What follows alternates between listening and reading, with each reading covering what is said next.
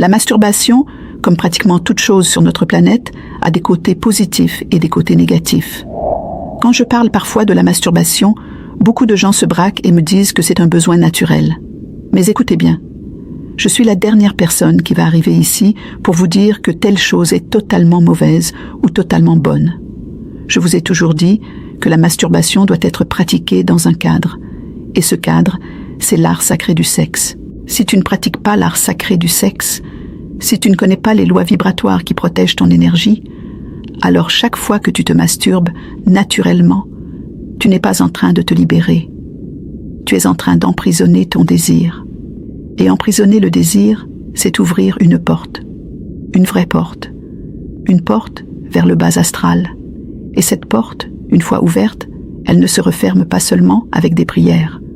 Vous ne vous êtes jamais demandé pourquoi, aujourd'hui, il y a une telle prolifération de ce qu'on appelle les esprits incubes et succubes.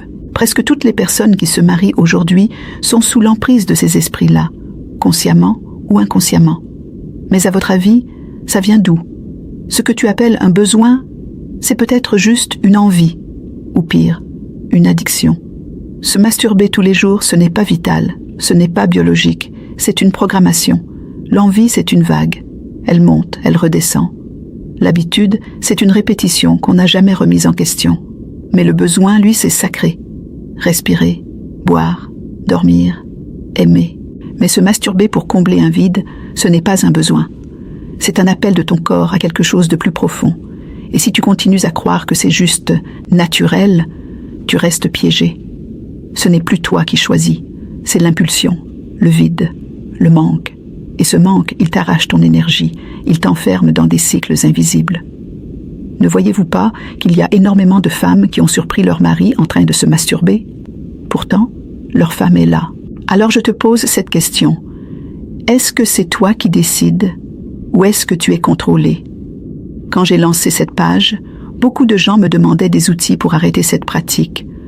Alors, dans le programme des chakras, je vous ai consacré un cours complet pour vous aider à arrêter les addictions.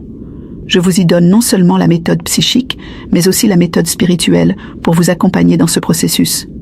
Je ne vous demande pas forcément d'aller faire le cours. Pour ceux qui veulent le faire, faites-le. Mais ici, je vous partage déjà énormément de choses pour vous aider par rapport à ça. Prends juste conscience de ce que tu crées dans ta vie. Paix, vérité et élévation.